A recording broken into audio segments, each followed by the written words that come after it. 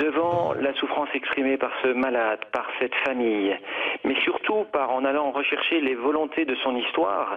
eh bien, à un moment donné, on a dû se poser en conscience éthique et déontologique, est-ce que nous n'étions pas encore d'aller trop loin dans le maintien des soins chez ce patient? Et ça a enclenché une démarche, effectivement, dite réflexion collégiale Leonetti, c'est-à-dire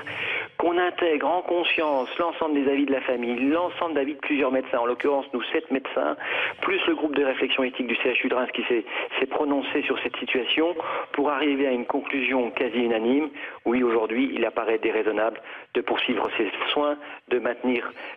cet homme dans son corps, emprisonné dans son corps, contre ses volontés, puisque cet homme-là, même si malheureusement il n'avait pas écrit de directive anticipée, même s'il n'avait pas nommé de personne de confiance, nous avons suffisamment de témoignages écrits, fiables et formels pour respecter les volontés de ce malade qui ne souhaitait pas vivre dans cette condition. Il ne s'agit pas de conviction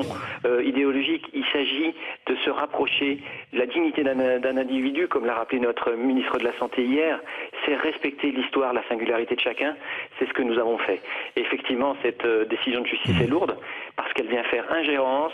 dans une compétence qui est médicale, l'obstination déraisonnable. Il faut le savoir médical, il faut la compétence médicale, il faut le parcours, l'accompagnement de ces 5 années pour aboutir à cette décision qui n'a pas été prise à la légère.